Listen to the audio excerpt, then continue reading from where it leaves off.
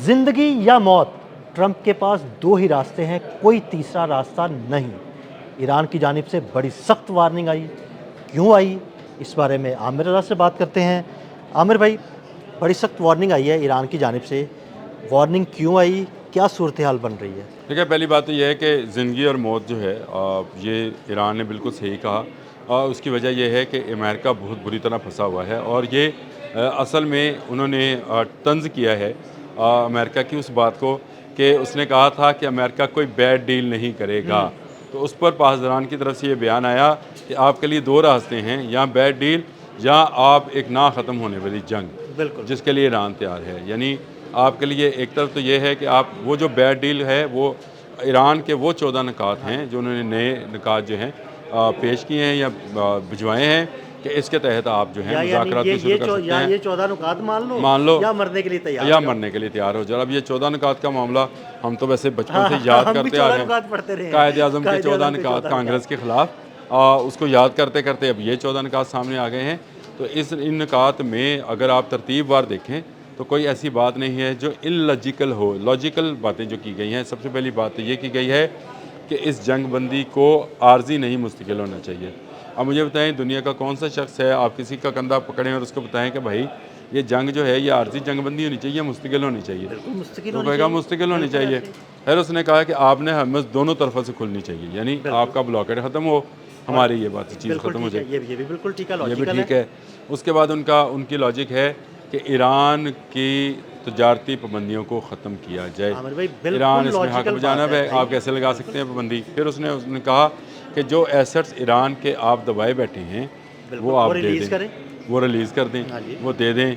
देखिए, जंग में नुकसान ईरान का ज़्यादा हुआ है, अब भी नुकसान ज़्यादा होगा, क्योंकि असला एक तरफ हाँ जी, आप जब 850 टोमाहॉक चलाएंगे तो लोग तो शहीद होंगे, लेकिन इसके बावजूद ईरान ने तो कुछ भरपूर जवाब दिया हुआ है। और ईरान समझता है कि ये फंस चुके हैं, इनका रोज़ाना अरबों डॉलर जो है वो समुंदर में गर्क हो रहा है। और दूसरे ममालिक को खुश करने के लिए भी इन्होंने बहुत कोशिश की है, बहुत सारा पैसा इन्वेस्ट किया है। इनके कांग्रेस के अंदर से, इनके सेनेट के अंदर से जो है बातें जो हैं वो सामने आ रही हैं, सवालात उठ रहे हैं, और आहिस्ता आहिस्ता जंग जो है ये डोनाल्ड ट्रंप की और रिपब्लिकन की जो है शोहरत है उसको नुकसान पहुँचा रही है। तो ईरान इसका भरपूर फ़ायदा उठा रहा है। इन 14 निकात के अंदर उन्होंने ये सारी चीज़ें शामिल की हैं और उन्होंने कहा है कि अमेरिका यहाँ से, यानी आब में हरमज़ और इसके इर्द गिर्द जो ईरान का इलाका है वहाँ से इनखला करें। पहले वो कहते थे कि अरब से, हाँ गल्फ़ जी। से करें, अब उन्होंने कहा है गल्फ़ से ना करें, लेकिन लेकिन ईरान के हाँ, करीबी बिल्कुल, इलाकों से वो करें, आप बिल्कुल। दूर चले जाएँ और जाकर अपने जहाँ पर अड्डे हैं वहाँ जाकर आप बैठें, तब जाकर हम जो है करेंगे। तो ये 14 निकात, जिनमें से कुछ निकात मैंने आपको जो अहम निकात हैं मैं बता दिए हैं। इसके बाद एक नुकता ये है जो कि बहुत ही अहम है, वो ये है कि ये तमाम चीज़ें जो मैंने आपको ग्रेड वाइज बताई हैं, इनको अगर कर लिया जाता है तो आइए बैठते हैं न्यूक्लियर पर बात कर लेते हैं। और बात बिल्कुल ठीक है उसमें कि हम पहले ये पॉइंट्स मानो, उस पे बात करो, उसके बाद फिर न्यूक्लियर पे भी बात कर लेते उसके हैं। बाद हम आते हैं कि न्यूक्लियर का क्या करना है।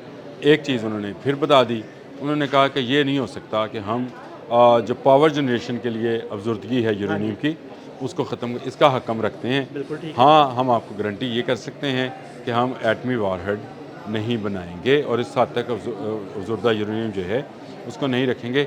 लेकिन अगर आप पहले ये 5, 6, 7 शराइत जो मैं बयान कर चुका हूँ ये करेंगे तो है। अब ज़िंदगी या मौत आपके हाथ में है। अब ये देखें, हाँ ये जी, है वो लफ्ज़ बिल्कुल। जो उन्होंने इस्तेमाल किया है।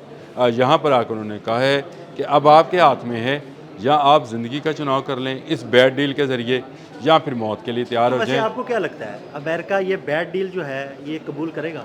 अमेरिका अल्टीमेटली बैड डील पर ही आएगा। यानी बैड डील से मुराद ये है कि अमेरिका को सिर्फ अपनी जो है शिकस्त जो है उसको ना तस्लीम करते हुए ये कहना पड़ेगा कि जी मैंने जो मकासद हासिल करने थे, आइंदा से ईरान जो है एटमी वारहेड बिल्कुल। नहीं बनाएगा। हालांकि आए ये रजीम चेंज करने के लिए थे, कर तो वो सके नहीं, कर नहीं सके। आए ये थे कि उनके न्यूक्लियर की पावर को जो है ख़त्म कर दें, वो भी नहीं कर सके। वो इसकी नाकामी का डोनाल्ड ट्रंप ने खुद एतराफ़ किया। वो इतनी गहराई में है कि अफ्रीका हम उसको यूरेनियम हासिल नहीं कर सके, उसने एतराफ़ भी कर अब लिया। आप आज़रानी इनकलाब को झुका नहीं सके। आपने उनके लोग शहीद किए, आपने उनके सरबराह जो थे उनको शहीद वो किया। सरबराह अलीला लोग रजानी शहीद जैसे करते लोग रहे शहीद हुए। और नीचे से कमान जो है ना, वो नीचे वाले लोग उसको वो संभालते रहे। आते रहे। देखें वो एक जैसी लोग हैं सारे, और उन्होंने पहले से तैयारी कर रखी थी। उनको पता है कि उनकी जान ख़तरे में है और इस जंग के बाद भी रह सकती है ख़तरे में। ये कोई ऐसी बड़ी बात नहीं है। जान अल्लाह की अमानत है। ये अगर मुसलमान के दिल में हो तो उसको कोई डरा नहीं सकता है। डोनाल्ड ट्रंप का मसला ये है कि अब वो बुरी तरह इस जंग में फंसा हुआ है। आने वाले दिनों में जब नवंबर में उसके मिड टर्म इलेक्शंस हैं, वहाँ पर उसकी दरगत बनने वाली है, और जो उसके अपने अंदर के लोग हैं वो अब पुकारे हैं, यानी रिपब्लिकन्स कह रहे हैं कि इसका मुआवजा किया हाँ जाए। जी, ऐसे ही। और अगर अब ये जो मिड टर्म्स इलेक्शंस हैं उसमें से शिकस्त होती है तो ये मुआवजा सामने लिखा हुआ हाँ जी, नज़र आता बिल्कुल है। ऐसे ही। इस सारी चीज़ को और अगर लेकर यहाँ पे शिकस्त नहीं होती, फॉर एग्जांपल जब इसका टेन्योर पूरा होता है, क्योंकि उसके बाद तो ये इलेक्शन लड़ नहीं सकता, तो मुझे लगता तभी इसका मुआवजा हो जाता मुआवजा हो जाएगा और दूसरा रिपब्लिकन जीतेगी नहीं। अब बड़ा मुश्किल हो गया है। देखिए जंग लड़ना कोई आसान काम नहीं है। आपके बिलियंस ऑफ डॉलर्स लगते हैं, और जब आप हमलावर हों 12,000 किलोमीटर दूर, आपका जलालडार फोर्ट जो है वो नकारा हो चुका है, आपका इब्राहिम लिंकन नकारा हो गया, आपके जहाज़ गिर गए, आपका नुकसान हुआ, आपके वाइस प्रेसिडेंट कह रहे हैं कि हमारे मिसाइल्स की हाँ जी, सूरत हाल कोई ज़्यादा अच्छी हाँ, नहीं वो है। तो गर्म हो गया उनका और आपका वाइस प्रेसिडेंट। और आपको पेंटागन में गलत जो है वो बताया जा रहा है, अब भी गलत है। ईरान की तरफ से आने वाली जिसको बैड डील कहा था अपने ट्रूथ सोशल पे, मेरा ख्याल है कि जो आपने सवाल किया है कि डोनाल्ड ट्रंप इसको मानेगा, इसको माने बगैर डोनाल्ड ट्रंप की आपने हम से जान छूटने वाली नहीं है। अच्छा आमिर भाई, ये बैड डील अगर अमेरिका नहीं मानता तो उसके बाद क्या होगा? क्या अमेरिका ईरान पर हमला करेगा, दोबारा यूएई की सरजमीन इस्तेमाल करेगा? और अगर उसने यूएई की सरजमीन इस्तेमाल की तो फिर ईरान का रद्द-ए-अमल क्या होगा? देखिए पहली बात तो ये है कि ये एक बुरा अंजाम होगा। मैं ये समझता हूँ कि एक बड़ी जंग जो है, जो कि एटमी जंग में बदल सकती है, वो भी शुरू हो सकती है। इसमें कोई दो राय नहीं है कि अमेरिका जो है वो इस सूरत में अपने उन हाइपरसोनिक मिसाइल्स को इस्तेमाल कर सकता है जो कि वो आहिस्ता आहिस्ता मिडल ईस्ट में जमा कर रहा है, और उसके जवाब में ईरान अपने हाइपरसोनिक मिसाइल। लेकिन इससे भी बड़ी खबर ये है कि ईरान नहीं, चीन और रशिया भी जो है वो भी इस जंग में, देखें जैसे जैसे जंग तवील होती चली जा रही है, जैसे जैसे जंग का दौरानिया जो है, यहाँ ब्लॉकेट का दौरानिया बढ़ता चला जा रहा है, सब्र का पैमाना भी लबरेज होता चला जा रहा ऐसे है। ही। आहिस्ता आहिस्ता मैं आपका एक व्लॉग सुन रहा था जिसमें आपने बताया था कि रशिया जो है वो भी अब बर्दाश्त, वो कह रहे हैं मेरी बिल्कुल। बर्दाश्त से बाहर हाँ होता जी, चला बिल्कुल, जा रहा उसके लिए है। बर्दाश्त से बाहर मामला हो चीन गया के है। लिए भी ये मामला जो है बर्दाश्त से बाहर होता चला जा रहा है, क्योंकि चीन की लाइफ लाइन भी वो तेल है जो कि हाँ जी। ईरान से आता है, और ईरान से जो पैसा आता है उसी से ईरान चीन से चीज़ें ख़रीदता है। तो ये एक और मामला है।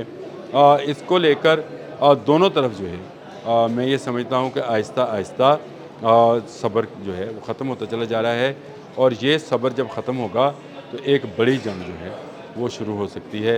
उससे पहले पहले अगर कोई माहदे पर, जिसको बैड डील हम बार बार कह रहे हैं, हालांकि ये गुड डील है, बिल्कुल। ट्रंप ने इसको बैड डील का नाम दिया, तो ईरानियों ने, पासदारान ने भी इसको बैड डील कह दिया। ये अलग चीज़ है, लेकिन ये फिर एक ना रुकने वाली जंग, जो पासदारान इनकलाब का अगला बयान है ना, वो ये है कि ये एक ना रुकने वाली जंग में बदल जाएगा और ये मौत होगा।